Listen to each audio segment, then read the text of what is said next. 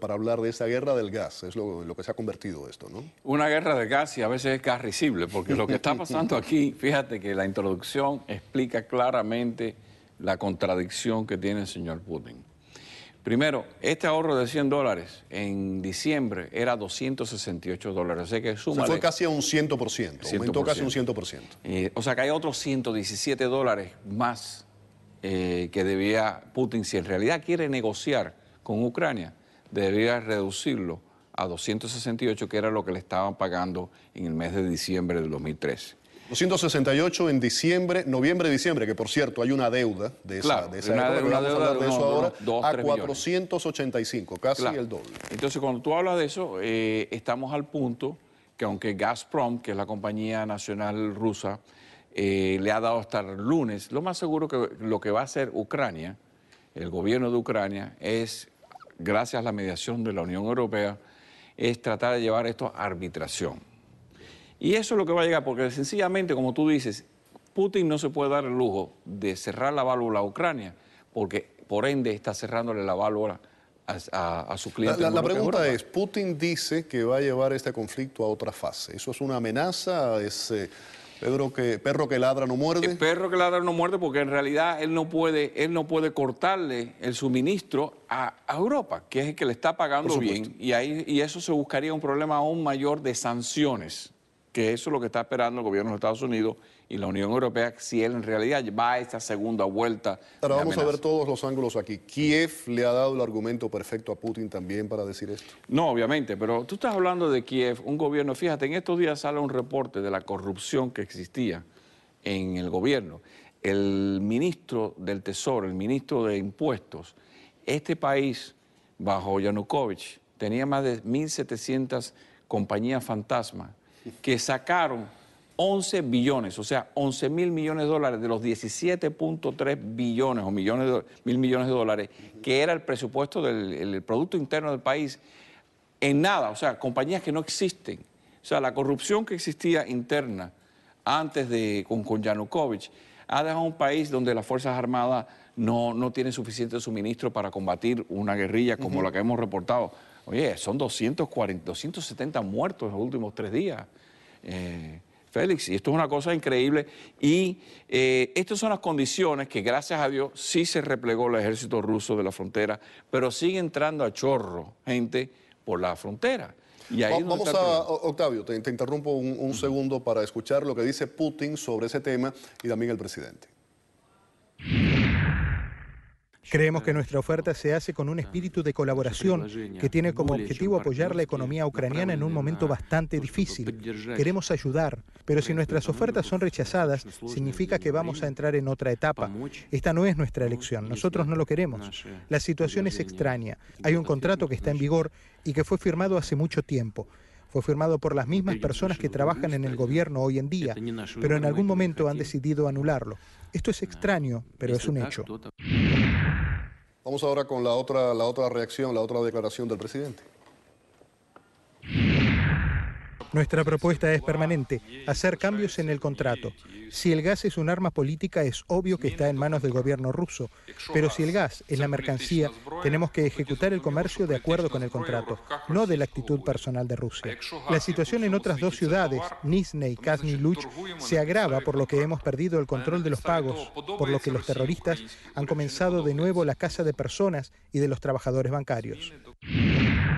Bueno, hablábamos anteriormente del tema del dinero en Moscú, vamos a repetirlo, elevó esos precios casi un 100%, como estábamos mencionando, de 268 a 485. Ahora, este aumento, esta alza, surge a raíz de la caída de Yanukovych. Exactamente. Es una respuesta a esa caída. Claro, entonces si ellos quieren llegar a una negociación justa, que lo lleve a $285, que es lo que estaba cuando le propuso, para que Ucrania, no. Con todo y esto, quien va a sufragar el gasto es la Unión Europea, quien está, el Fondo Ahí vamos ahora con el tema de la Unión Europea. Vamos a poner un poco un mapa, que es un poco el mapa de este gas, cómo se mueve el gas. Ahí lo tenemos. Claro. Exactamente. Cuando tú ves ese mapa, Félix, tú estás viendo que no pueden cerrar las válvulas a Ucrania, porque las mismas gasoductos, las mismas líneas que suministran a Ucrania son las que siguen hacia Alemania, Francia, hacia el resto de los países occidentales. Y ahí es donde tú ves esa dicotomía, que por un lado puedo hacer un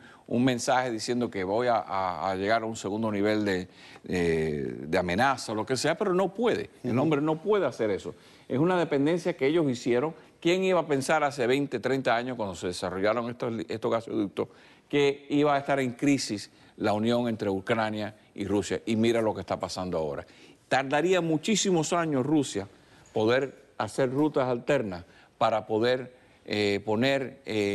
desviar a Ucrania de todo este trayecto. Lo que también había que analizar es desde el punto de vista geopolítico por qué la Unión Europea, Europa no se preparó con anticipación para esto. Eso es otro problema. Mira, Europa, esa es la verdadera historia de Europa. Cuando se gana la Segunda Guerra Mundial, el Plan Marshall, que reconstruye Europa, lo único que el gobierno americano le dijo es: inviertan todos los países un 2% de su Producto Interno Bruto en defensa. No lo hicieron. Tuvimos en un punto 1.6 millones de soldados al final de la Segunda Guerra Mundial y mantuvimos casi 900.000 soldados en toda Europa defendiendo de un potencial ataque ruso hasta el año 1989. O sea que esta es la Europa que no pudo lidiar con el problema de Kosovo porque no tenía ni la logística. La OTAN, sin los Estados Unidos, no es OTAN. Y eso es la desgracia. Por eso cuando tú hablas de Europa y por qué Europa no se ha preparado, ahora mismo el gobierno, y esa es la ineptitud que tiene también el gobierno americano, que no puede decir: mira, aquí está el gas americano, que por cierto ha crecido. ¿Por qué? Porque no hay ni los suministros ni la forma de transportarlo. Y por eso es que ahora todo el mundo está abriendo los ojos para ver qué otra alternativa, y lo único que hay aquí es negociar con los rusos, porque en este momento no hay otra alternativa. Tienen el sartén por el mango. Exactamente. Ahora, está el tema, está Ucrania, está la Unión Europea, está Rusia. La Unión Europea, y esas han sido las declaraciones que yo he leído al menos, dice que está esperanzada que eso se va a resolver, que este conflicto no va a escalar y se resuelve. Por otro lado, está entonces Rusia y está Ucrania, que tienen una posición diferente.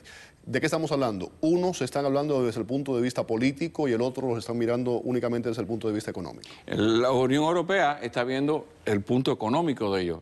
La realidad es... Están esperanzados, dicen que hay una solución. Están esperanzados porque, como te digo, es un arma de doble filo cerrar las válvulas. Pero la desgracia es que hay 270 muertos en 3 días, hay 2 provincias renuentes, están entrando gente de Chechenia, están entrando gente de Dagestán peleando una guerra adentro de Ucrania.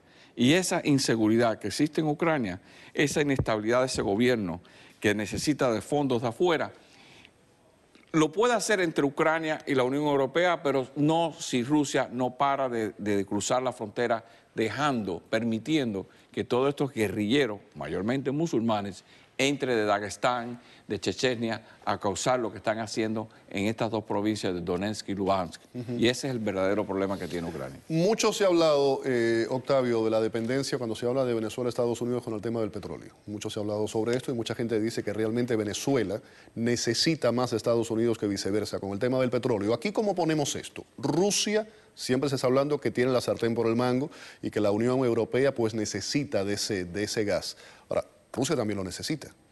Rusia, curiosamente Rusia, en las últimas 3 semanas, hubo una reunión en China, donde él y Xiaoping han hecho un tratado de 30 años de venta, pero para él poder desviar o hacer gasoductos para la China, va a tardar 4 o 5 años. En otras palabras, ese sería el agente catalítico que pudiera poner de rodillas a Europa. ¿Por qué? Porque dice, bueno, los chinos me van a pagar más que ustedes, así que yo voy a vender. O sea que cualquier movida que haga Rusia le va a tardar 2 o 3 años. Lo mismo con Venezuela, como tú mencionas.